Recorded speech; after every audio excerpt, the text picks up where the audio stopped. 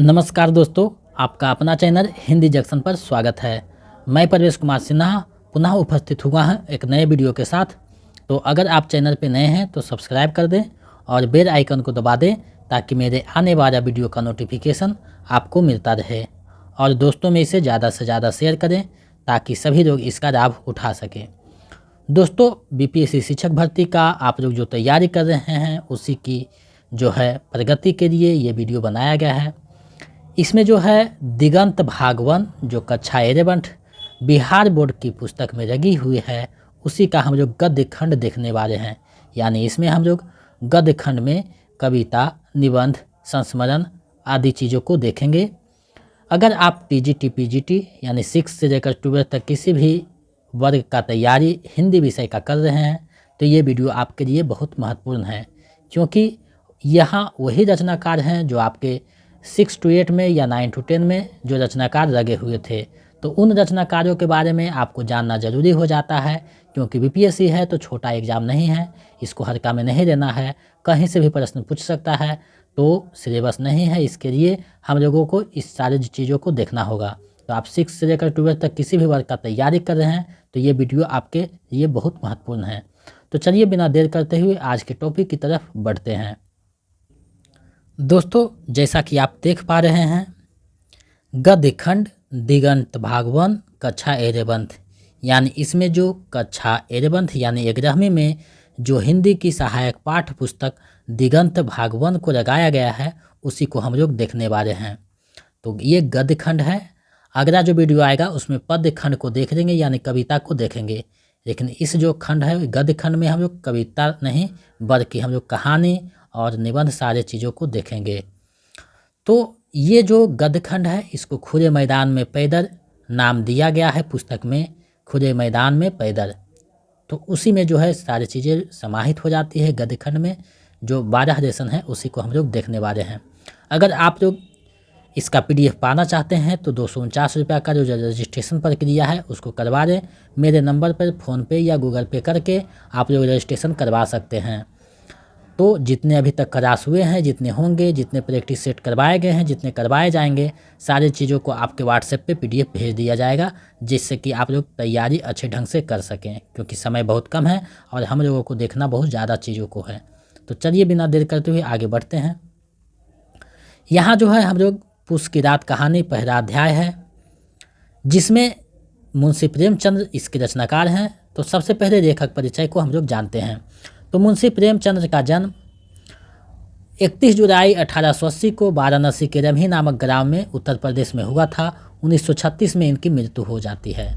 मर्यादा, माधुरी, जागरण, हंस पत्रिका का संपादन किया। इनकी प्रमुख जो पुस्तकें हैं प्रमुख सेवा सदन, प्रेमाश्रम, कायाकल्प, निर्मला, गबन, कर्मभूमि, रंगभूमि, गोदान आदि, मंगलसूत्र है जो अधूरा उपन्यास है। इनकी लगभग 300 कहानियों का संकलन मानसरोवर के 8 खंडों में किया गया है। संक्षिप्त परिचय यहाँ हम लोग देख रहे हैं, क्योंकि विस्तार में हम लोग हिंदी साहित्य में इनके बारे में पढ़े हैं। तो अब जो है पूस की रात का जो कहानी है उसका हम लोग समरी देखते हैं। इसमें क्या चीज़ें का वर्णन हुआ है वही इस चीज़ को देखेंगे। तो चलिए देखते हैं पूस की रात कहानी के समरी को। यह एक छोटे किसान की कहानी है। एक और वह व्यवस्था जिसमें रात दिन हाड़ गड़ाकर भी वह जाड़ों से बचने के लिए कंबल नहीं खरीद पाता, तो दूसरी ओर फूस की वह कड़कड़ाती ठंड जिसका प्रतिकार करने के लिए उसके पास जरूरी सुविधा और साधन नहीं है। इस तरह प्रकृति और मानव कृत व्यवस्था के बीच निहत्था हरकू फूस की ठिठुरती रात में खेत की रखवाली करने के लिए खेत की मरैया में जबरा के साथ अपनी रात गुजारता है। ठंड से बचने के लिए उसके पास मुक जानवर उसका कुत्ता जबरा है, जिसे अपनी देह से लगाकर वह ठंड का प्रतिकार करता है। प्रतिकार शब्द जो है यानी ठंड का विरोध करना, यानी ठंड से बचना। पर यह प्रतिकार अपनी परिणतियों में क्या सचमुच प्रतिकार सिद्ध हो पाता है, यह एक प्रश्नवाचक चिन्ह है। निर्गायें रात में उसकी फसल चल जाती है। प्रेमचंद ने विशाल फर्क पर इस कहानी की रचना की है। इसमें जो है मुन्नी उसकी पत्नी का नाम रहता है। ये चीज़ें का चर्चा नहीं हुआ है, लेकिन हम यहाँ बता देते हैं। मुन्नी उसकी पत्नी का नाम रहता है और एक सहना पात्र आता है जो गौन पात्र है वो साहूकार रहता है। इसको आप लोग ध्यान में रखिएगा। इसके रचनाकार जो है मुंशी प्रेमचंद्र हैं। तो सहना, मुन्नी, हरकू, जबरा, ये 4 जो पात्र हैं, जिसमें 3 पात्र जो हैं मुख्य पात्र में आते हैं और सहना जो है गौण पात्र में आता है। अगर पूछ देगा कि पुष्किरात में कितने प्रमुख पात्र हैं तो 3 पात्र होगा और 1 जो है गौण पात्र है। तो ये चीज़ों को आपको ध्यान में रखना होगा। यहाँ पुष्किरात कहानी जो ठंड से बचने के लिए जो गरीब किसान है उसकी व्यथा का वर्णन हुआ है। चलिए आगे हम लोग बढ़ते हैं अगले अध्याय की तरफ। दूसरा अध्याय है कविता की परख। इसके रचनाकार जो है महान समीक्षक आलोचक रामचंद्र शुक्ल जी हैं। तो रामचंद्र शुक्ल के बारे में निबंध वाले सेक्शन में हम लोग पढ़े थे, तो यहाँ संक्षिप्त परिचय हम लोग देखते हैं। रामचंद्र शुक्ल का जन्म 1884 को बस्ती जिले के अगोना उत्तर प्रदेश में हुआ था। मृत्यु 1941 ईस्वी को काशी में हो गया। रचना है हिंदी साहित्य का इतिहास प्रसिद्ध पुस्तक है। रस मीमांसा, त्रिवेणी, चिंतामणि आदि इनकी रचना है। अब जो है कविता की परख में हम लोग देखते हैं क्या चीज़ें का वर्णन किया गया है। कविता की परख मूलतः हाई स्कूल के छात्रों के लिए लिखा गया, जो पहली बार आचार्य शुक्ल द्वारा स्कूल के छात्रों के लिए संपादित पुस्तक हिंदी गद्य चंद्रिका में 1938 में प्रकाशित हुआ था। विशेष रूप से स्कूली छात्रों के लिए लिखे गए इस निबंध की आज भी उतनी ही सार्थकता और प्रासंगिकता है। कविता को परखने के बुनियादी साधन आज भी वे ही हैं जिनकी सीख आचार्य रामचंद्र शुक्ल ने दी है। इन साधनों की आधारभूत सीख आज कहीं अधिक प्रासंगिक है। इसमें बताया गया है कि कविता का उद्देश्य क्या होना चाहिए। मूलतः जो है कविता का उद्देश्य क्या है, उसकी परख जो है यानी हमको कैसे होगा, वही सारी चीज़ों को इस पर केंद्रित करके रामचंद्र शुक्ल ने यहाँ रचना किए हैं। कविता की परख ये चिंतामणि भाग 3 से लिया गया है। चिंतामणि भाग 3 जो है उसी से लिया गया है। चलिए आगे हम लोग नेक्स्ट अध्याय की तरफ बढ़ते हैं। तीसरा अध्याय है आंखों देखा गद्दर। आंखों देखा गद्दर, इसके रचनाकार जो हैं विष्णु भट्ट गोडसे वरसाइरकर हैं, जिनका जन्म 1828 को महाराष्ट्र में हुआ था। उनकी एकमात्र रचना है माझा प्रवास। प्रस्तुत लेख जो है अमृता नागर ने आंखों देखा गद्दर नाम से अनुवाद किया है, यानी आंखों देखा गद्दर नाम से अनुवाद किया है। इस निबंध में जो है ये संस्मरण में रानी लक्ष्मीबाई से जुड़े यादों को अविकल रूप में प्रस्तुत किया गया है। लक्ष्मीबाई की वीरता और साहस से जुड़ी चीज़ें को बड़े ही सहज ढंग से यहाँ दिखाया गया है। संस्मरण के रचनाकार विष्णु भट्ट गोडसे वरसाइकर जी हैं। इसमें जो है जो लक्ष्मीबाई है जो क्रांति हुई थी 1757 की, उसी की वीरता का गुणगान यहाँ किया गया है। लक्ष्मीबाई को ध्यान में रखकर ये संस्मरण लिखा गया है। चलिए आगे हम लोग बढ़ते हैं अगले अध्याय की ओर। बेजोड़ गायिका लता मंगेशकर, इसके जो रचनाकार हैं कुमार गंधर्व हैं। तो सबसे पहले कुमार जो गंधर्व हैं उनके बारे में जानते हैं। उनका जन्म 1924 में बेलगांव जिले के सूर्यभावी गांव कर्नाटक में हुआ था। 1992 में इनकी मृत्यु हो जाती है। इनकी प्रमुख रचना है अनूप राग बेराग जो इनकी है प्रमुख रचना है। प्रस्तुत जो पाठ है इसमें स्वर कोकिला लता मंगेशकर पर केंद्रित है। इसमें उनसे जुड़ी महत्वपूर्ण बातों को बताया गया है। यानी लता मंगेशकर के जो आवाज़ का क्या भैरव था, क्या मूल्य था, उसी को कुमार गंधर्व ने यहाँ उकेरा है अपनी एक रचना के माध्यम से, आरेख के माध्यम से। चलिए अगला अध्याय को हम लोग देखते हैं। आपका जो यहाँ हम लोग देख रहे हैं चीज़ों को यहाँ संग्रहित किए हैं, ये मैंने परीक्षा की दृष्टि से किया है, क्योंकि परीक्षा में जहाँ से प्रश्न बनेंगे वही चीज़ों को मैंने यहाँ समाहित किया है ताकि आपका तैयारी अच्छे ढंग से हो सके। हम लोगों को जो है परीक्षा की दृष्टि से पढ़ना है और परीक्षा में कैसे प्रश्न बनेंगे उसका अंत में MCQ भी करना है। तो आप लोग को चिंता करने की बात नहीं है। हम लोग जो है कल तक ब्राह्मी का पुस्तक ख़त्म करके जो है प्रैक्टिस सेट ज़्यादा करेंगे और उसके बाद व्याकरण के कुछ जो महत्वपूर्ण टॉपिक है उसको भी हम लोग देखेंगे साथ साथ। तो आपको चिंता करने की बात नहीं है। हम आपके लिए मेहनत कर रहे हैं ताकि आपका तैयारी अच्छे ढंग से हो सके, क्योंकि एक वीडियो बनाने में थोड़ा सा बहुत पढ़ना पड़ता है, उसके बाद जाकर चीज़ों को मैं समाहित करता हूँ तो समय लग जाता है। तो आप लोगों को ये नहीं सोचना है कि जल्दी जल्दी वीडियो नहीं आ रहा है। हम समय से आपका सारा चीज़ें ख़त्म कर देंगे, क्योंकि लगभग 15 तारीख कर है हम लोग चीज़ें को ख़त्म कर चुके हैं। व्याकरण का जो 5-6 टॉपिक है बचेगा मुख्य, उसको हम लोग साथ साथ देखेंगे। और 15 तारीख से जो है 15 तारीख के बाद से लगातार प्रत्येक दिन प्रैक्टिस सेट करवाया जाएगा। तो आपको जो है हम सभी दृष्टि से मजबूत करके भेजेंगे ताकि एग्ज़ाम में आप लोग अच्छे रिजल्ट कर सकें। सारे चीज़ों को हम लोग देखेंगे। बीच बीच में जो नाटक उपन्यास है, उन जो महत्वपूर्ण नाटक उपन्यास है जहाँ से पात्र और कथन पूछे जाते हैं, उन सारे चीज़ों को भी हम लोग देखेंगे, तो आपको चिंता करने की बात नहीं है। 5वां अध्याय है चलचित्र, जिसके रचनाकार जो हैं सत्यजीत राय हैं। सत्यजीत राय जो हैं फिल्मी क्षेत्र से जुड़े थे, आपको पता होना चाहिए। इनका जन्म 1921 को कोलकाता पश्चिम बंगाल में हुआ था और 1992 में इनका देहांत हो जाता है। इन्हें ऑस्कर अवार्ड और भारत रत्न से सम्मानित किया जा चुका है। इनकी जो प्रमुख रचना है पथेर पंचारी, कुछ और कहानियाँ है।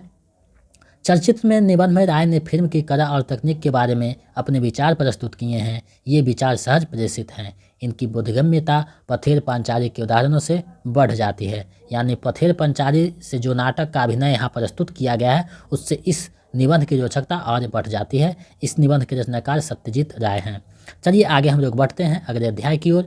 6ठा अध्याय है मेरी वियतनाम यात्रा। यानी लेखक जो है अपने वियतनाम यात्रा का यहाँ वर्णन करते हैं।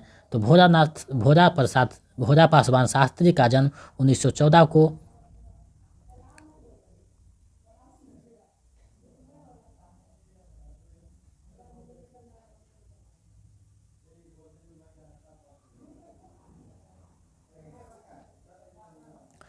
पूर्णिया जिले बिहार में हुआ था। सन 1984 में इनकी मृत्यु हो गई। राष्ट्र संदेश पत्रिका के ये संपादन भी किए थे। मेरी वियतनाम यात्रा में जो है लेखक ने अपनी वियतनाम यात्रा के दौरान वहाँ के लोगों द्वारा राष्ट्रीय अस्मिता और स्वतंत्रता के लिए लंबा अथक संघर्ष करने वाले देश वियतनाम तथा उसके महान नेता हो ची मिन्ह के प्रति गहरा सम्मान भाव चित्रित किया है। यानी रचनाकार जब वियतनाम जाते हैं, वहाँ चीज़ें को देखते हैं, संघर्ष जो अपने देश के लिए करते हैं लोगों को, और वहाँ के जो नेता होते हैं सत्ता में हो ची मिन्ह, उसी को केंद्रित करके यहाँ जो है यात्रा वृत्तांत को भोरा पासवान शास्त्री ने लिखा है। चलिए आगे हम लोग बढ़ते हैं। 7वां अध्याय है सिक्का बदल गया। इसके रचनाकार कृष्णा सुब्बती हैं, आपको पता होना चाहिए। तो सबसे पहले कृष्णा सुब्बती के बारे में हम लोग जानते हैं। कृष्णा सुब्बती का जन्म 1925 में गुजरात, जो अभी पाकिस्तान में है, हुआ था। इन्हें 2017 में ज्ञानपीठ पुरस्कार दिया गया। 1980 में साहित्य अकादमी पुरस्कार दिया गया। इनकी प्रमुख रचना है यारों के यार, जिंदगी नामा, दिलो दानिश, ए लड़की, समय सरगम, मित्रों मर जाने, बादलों के घेरे, सूरजमुखी अंधेरे के, हम हसमत आदि। बहुत बड़े उपन्यासकार और कहानीकार हैं कृष्णा सुब्बती, जिन्हें 2017 का ज्ञानपीठ पुरस्कार दिया गया था।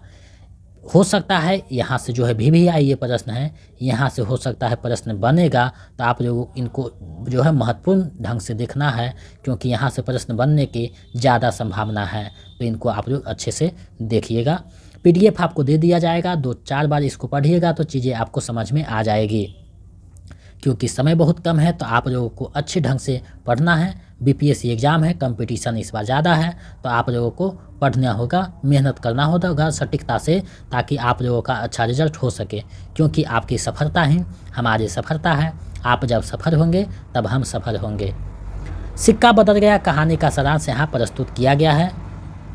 प्रस्तुत कहानी भारत विभाजन की गहरी पीड़ा भरी पृष्ठभूमि पर लिखी गई है। कहानी में विभाजित भारत के उस हिस्से यानी पाकिस्तान की रहने वाली यहाँ थोड़ा सा मिस्टेक हुआ, शाहनी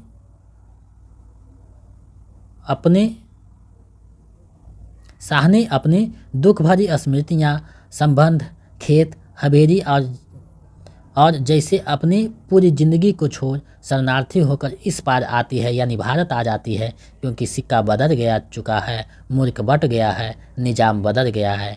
इस दारुण यथार्थ के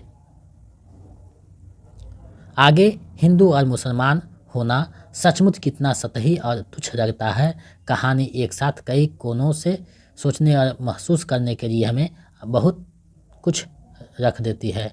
यानी इस कहानी में जो भारत और पाकिस्तान विभाजन हुआ था, उसी को यहाँ चित्रित किया गया है। उसके बाद क्या दशा होता है, मार काट जो होता है, ये सारी चीज़ों का के बाद जो स्थिति होता है, शाहनी को उसी के माध्यम से जो है प्रस्तुत किया गया है कि चीज़ें कैसे बदलती है, यानी सिक्का कैसे बदल जाता है। कृष्णा सुब्बती का ये बहुत ही प्रसिद्ध कहानी है, सिक्का बदल गया। अगर आप लोग ये सब कहानी का पढ़ना चाहते हैं तो गूगल पे सिक्का बदल गया डालिएगा, पूरी कहानी आ जाएगा, आप लोग वहाँ से पढ़ सकते हैं। क्योंकि हम लोगों के पास समय बहुत कम है, अगर कहानी पढ़ाने लगेंगे तो पता चलेगा कि हम लोग सिलेबस कहानी पढ़ते ही रह गए और परीक्षा का समय आ गया। तो हम लोग चीज़ें को एग्जाम के दृष्टि से देखेंगे, चीज़ें को शॉर्ट में देखेंगे, जो परीक्षा में महत्वपूर्ण है वही चीज़ें को देखेंगे। क्योंकि हम लोग के पास समय बहुत कम है, चीज़ें ज़्यादा पढ़नी है, तो हम लोग ससमय सही ढंग से अध्ययन करेंगे ताकि अच्छे से समझा जा सके। क्योंकि समय बहुत कम है तो स्मार्ट स्टडीज करना होगा। तो आप लोग अगर कहानी पढ़ना चाहते हैं तो गूगल से पढ़ सकते हैं, क्योंकि अध्याय मैंने आप लोगों के सामने प्रस्तुत कर दिया है। उत्तरी स्वप्नपरी हरित क्रांति, यानी स्वप्नपरी जो है हरित क्रांति, उसी के बारे में जो है फणीश्वर नाथ रेणु ने यहाँ वर्णन किए हैं। फणीश्वर नाथ रेणु के बारे में पिछले क्लास में भी पढ़ा जा चुका है कि औरही हिंगना नामक ग्राम में अररिया जिले जो बिहार में है 1921 में हुआ था। 1977 में इनकी मृत्यु हो जाता है। इन्हें पद्मश्री का उपाधि त्याग दिया था। हिंदी में रेणु का वास्तविक उदय 1954 में जब बहुचर्चित मेरा आचार्य लिखते हैं तो सामने आता है।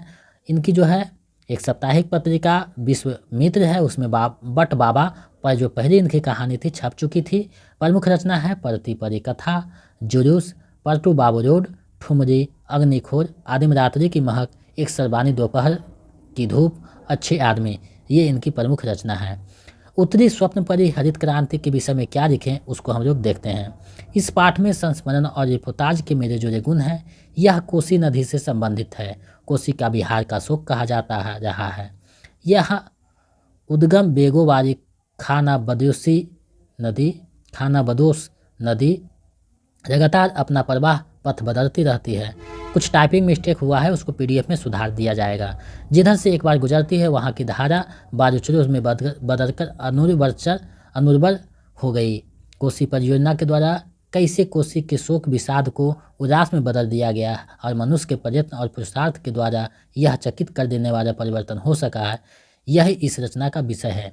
यानी जो कोसी बिहार का शोक कहा जाता था, उस नदी पर जब कोसी परियोजना बनती है तो सिंचाई के साधन विकसित होते हैं, जिससे हरित क्रांति यानी गेहूं की उपज बढ़ती है और गेहूं के फसल उधर बोए जाते हैं। उसी को वह स्वप्नपरी के नाम देकर हरित क्रांति यानी स्वप्नपरी, खेतों से ये संबंधित है, किसानों से संबंधित है। चलिए आगे हम लोग देखते हैं। 9वां अध्याय है एक दीक्षांत भाषण। इसके रचनाकार जो हैं हरिशंकर परसाई हैं।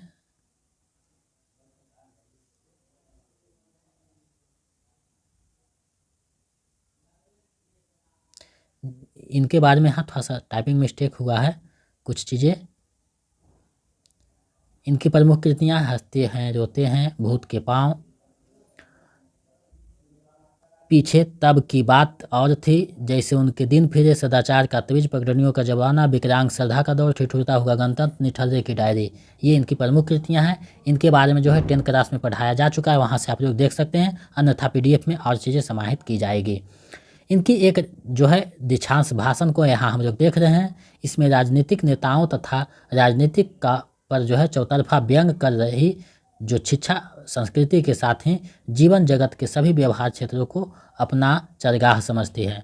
यानी एक दीक्षांत भाषण में इन्होंने राजनीतिक नेताओं पर और राजनीति पर व्यंग किया है, जो शिक्षा और संस्कृति को अपना चारा समझकर उसे जैसे तैसे तोड़ मरोड़ कर जो है प्रस्तुत करता है, उसे तोड़ मरोड़ देकर अपने अनुसार बदल देता है, वही इसमें दिखाया गया है। चलिए आगे हम लोग बढ़ते हैं अगले अध्याय की तरफ। 10वां अध्याय है सूर्य। इसके रचनाकार ओदोरेन स्मेकर हैं, का जन्म 1928 ईस्वी में जो सोव गांव चेकोस्लोवाकिया यूरोप में हुआ। इनकी प्रमुख रचना है प्रेमचंद का गोदान, भारत के नवरूप, ये देवता कहाँ से आए, तेरे दान किए गीत आदि। प्रस्तुत पाठ कहाँ से आए देवता से दिया गया है।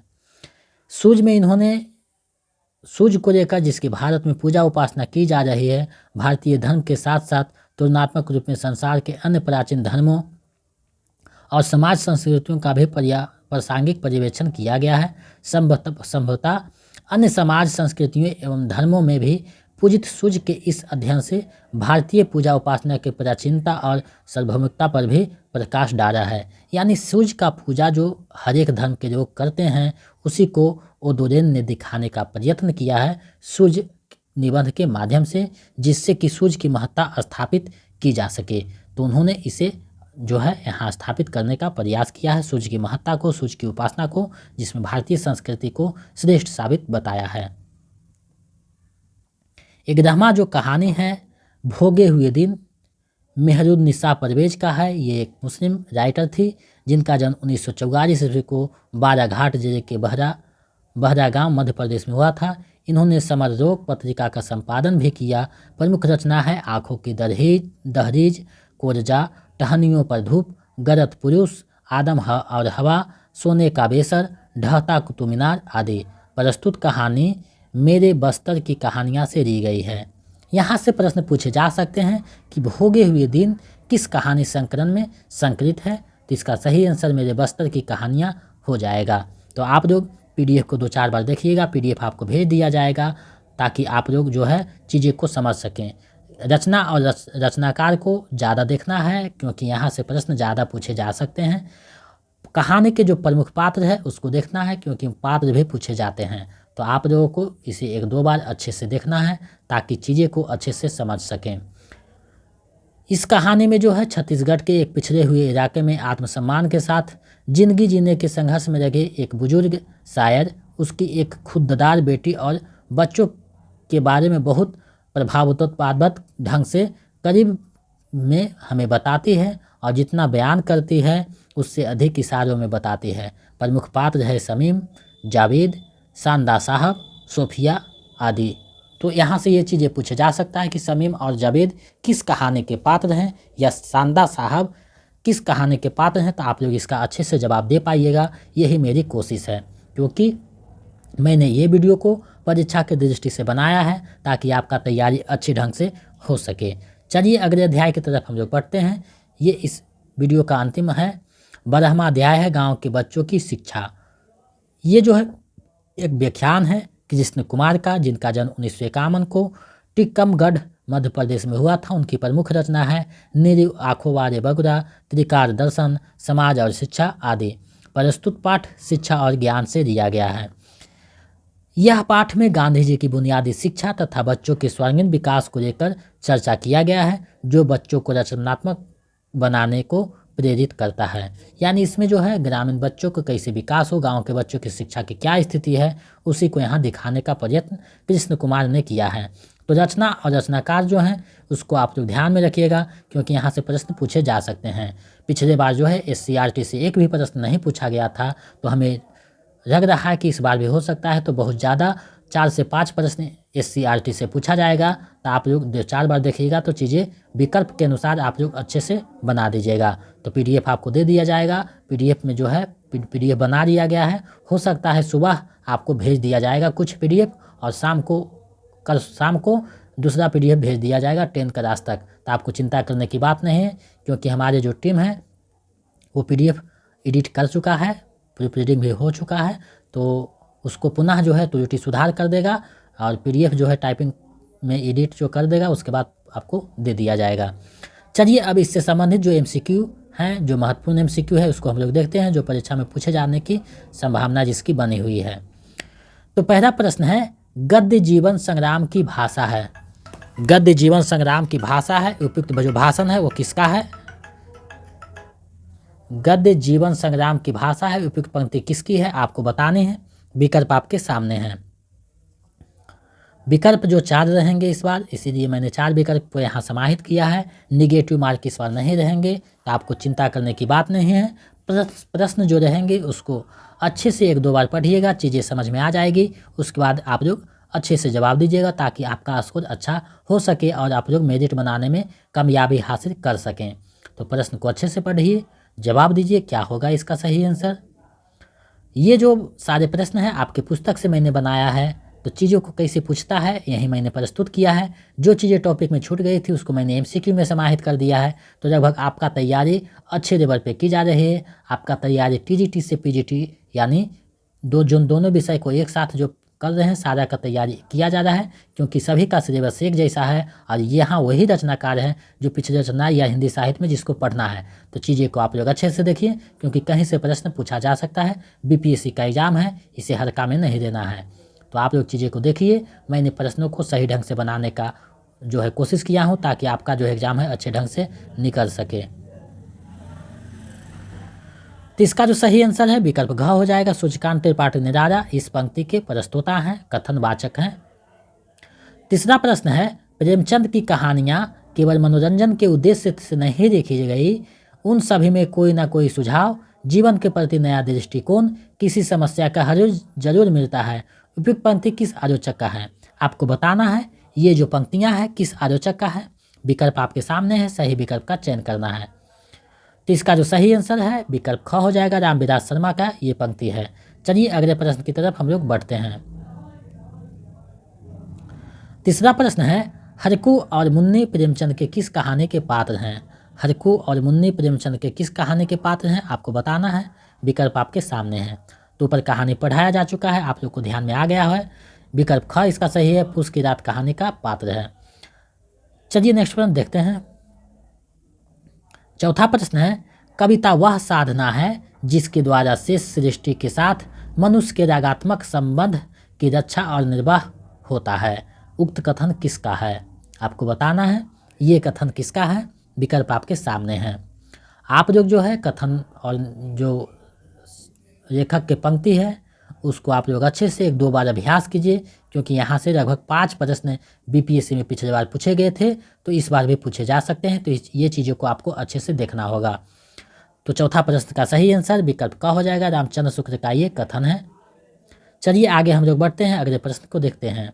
5वां प्रश्न है, कविता का उद्देश्य हमारे हृदय पर प्रभाव डालना होता है जिससे उसके भीतर प्रेम, आनंद, हास्य, करुणा, आश्चर्य इत्यादि अनेक भावों में से किसी का संचार हो। जिस पद में इस प्रकार प्रभाव डालने की शक्ति ना हो उसे कविता नहीं कह सकते।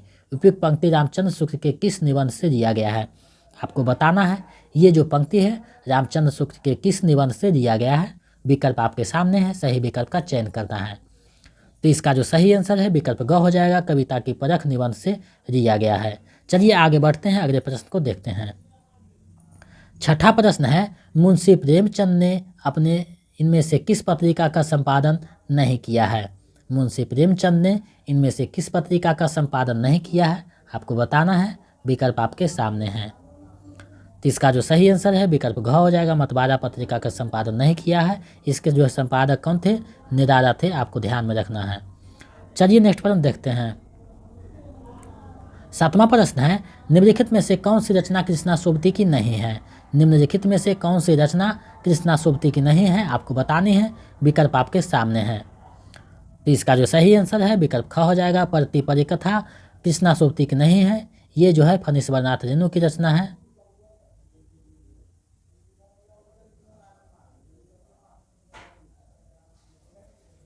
चलिए आगे हम लोग बढ़ते हैं अगले प्रश्न की तरफ। 8वां प्रश्न है, आज की हिंदी कहानियों में चित्रित संघर्ष चाहे नैतिक हो, चाहे आर्थिक, पारिवारिक हो, चाहे राजनैतिक, आज की परिस्थिति का संघर्ष है। कहानी के संबंध में उपयुक्त कथन किसका है? कहानी के संबंध में यह कथन किसका है आपको बतानी है। विकल्प आपके सामने है। तब इसका जो सही आंसर हो जाएगा विकल्प ग हो जाएगा। ये जो कथन है नामवर सिंह का कथन है। आप चीज़ें को 2-4 बार देखिएगा, प्रैक्टिस कीजिएगा, तो आपको अच्छे से अनुभव और प्रश्न सही करने का आइडिया लग जाएगा। आप लोग को जो नोट्स दिया गया है उसका रिवीजन कीजिए, उस पर जो MCQ दिया गया है उसका अभ्यास कीजिए, और जो प्रैक्टिस सेट किया गया है उसका बार बार आप लोग जो है प्रैक्टिस सेट बनाइए, ताकि कितना जो है आपका तैयारी है समझ में आ सके। 9वां प्रश्न है, शेरा और शाहनी किस कहानी के पात्र हैं? शेरा और शाहनी किस कहानी के पात्र हैं आपको बताने हैं। विकल्प आपके सामने हैं। तो इसका जो सही आंसर है विकल्प का हो जाएगा, सिक्का बदल गया कहानी के पात्र हैं। चलिए इस वीडियो का अंतिम और 10वां प्रश्न देखते हैं। 10वां प्रश्न है, निम्न में से कौन सी रचना हरिशंकर परसाई की नहीं है? निम्न में से कौन सी रचना हरिशंकर परसाई की नहीं है आपको बताना है। विकल्प आपके सामने है, सही विकल्प का चयन करना है। तो इसका जो सही आंसर है विकल्प ग हो जाएगा, ठेरे पर हिमालय धर्मवीर भारती की रचना है, हरिशंकर परसाई की नहीं है। तो इसे आपको ध्यान में रखना होगा, क्योंकि प्रश्न यहाँ से पूछे जा सकते हैं। तो ये महत्वपूर्ण MCQ और जो टॉपिक था मैंने आप लोगों के समक्ष प्रस्तुत किया। हमें आशा ही नहीं पूर्ण विश्वास है कि आपकी तैयारी में महत्वपूर्ण भूमिका निभाएगा और आपकी तैयारी को जो है गति प्रदान करेगा। क्योंकि इस जो परीक्षा के दृष्टि से महत्वपूर्ण था उसी को मैंने यहाँ समाहित किया है ताकि आपका तैयारी अच्छे ढंग से हो सके। तो आप लोग जो है इसको 2-4 बार देखिए वीडियो को, और जो PDF दिया जाएगा उसका अभ्यास कीजिए ताकि आप लोग अच्छे स्कोर कर सकें। हमें आपसे यही आशा है कि आप लोग सभी का रिजल्ट अच्छे अंक से हो सके।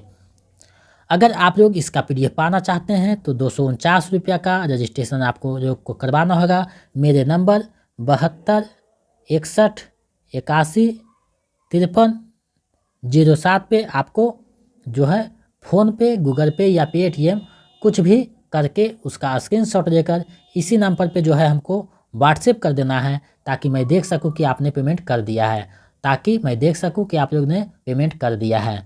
तो जो नहीं रजिस्ट्रेशन करवाए हैं जल्दी से 72 61 81 53 07 मेरे नंबर पर फ़ोनपे या पेटीएम करके जो है उसका स्क्रीनशॉट देकर मेरे इसी नंबर के व्हाट्सएप पे आप लोग भेज दें ताकि मैं आपका रजिस्ट्रेशन करके PDF प्रोवाइड करवा सकूं। क्योंकि समय बहुत कम है तो आप लोगों को अच्छे ढंग से मेहनत करना है। तो आप लोग PDF जो नहीं लिए हैं जल्दी से ले लें, और आप लोग जो है रिवीजन करते रहें, जो पुस्तक बताया गया है उसको जो है पढ़ते रहें, और व्याकरण वाले सेक्शन को भी देखें क्योंकि हम लोग जो है प्रमुख जो सेक्शन है व्याकरण का उसी को देखेंगे जहाँ से प्रश्न ज़्यादा पूछे जाते हैं। तो आप लोग जो है प्रैक्टिस करते रहें, अध्ययन करते रहें, समस्या जो है आपके उसको जो है मैनेज करें और समय निकाल कर अध्ययन करें क्योंकि 20 दिन की मेहनत में आपका 20 साल जो है खुशमय और आनंदमय हो सकता है। तो आप लोग मेहनत करते रहें, समय निकाल कर पढ़ लें, चीज़ें को देख लें, प्रैक्टिस करें, जो भी आपके पास पुस्तक है उसी से अध्ययन करें क्योंकि सभी का लगभग क्वेश्चन एक जैसा होता है, पुस्तक कोई ख़राब नहीं होता। आप लोग जो आपको रुचि लगे उसी को पढ़िए, और समय मिले तो जो आपके बिहार बोर्ड में कहानी लगा हुआ है उसको गूगल पे पढ़ सकते हैं ताकि आपकी जो है तैयारी संपूर्णता को प्राप्त कर सके। तो ऐसे ही जो है देखते रहें, समय निकाल कर अध्ययन करें, रिवीजन करें, और 20 दिन जो है आपके पास समय है, 20 से 25 दिन। तो 20 से 25 दिन में बहुत कुछ किया जा सकता है। अगर आप चाहिएगा तो शुरुआत से अंत अवस्था तक आपकी तैयारी हो सकती है। तो ये आप पे निर्भर करता है कि आप किस तरीके से पढ़ते हैं। तो मेरे चैनल पे बने रहें, अगर नए हैं तो सब्सक्राइब कर दें और बेल आइकन को दबा दें ताकि मेरे आने वाला वीडियो का नोटिफिकेशन आपको मिलता रहे, और दोस्तों में ज़्यादा से ज़्यादा शेयर करें। तो मिलते हैं एक नए वीडियो में। बहुत बहुत धन्यवाद। ऐसे ही सहयोग बनाए रखें।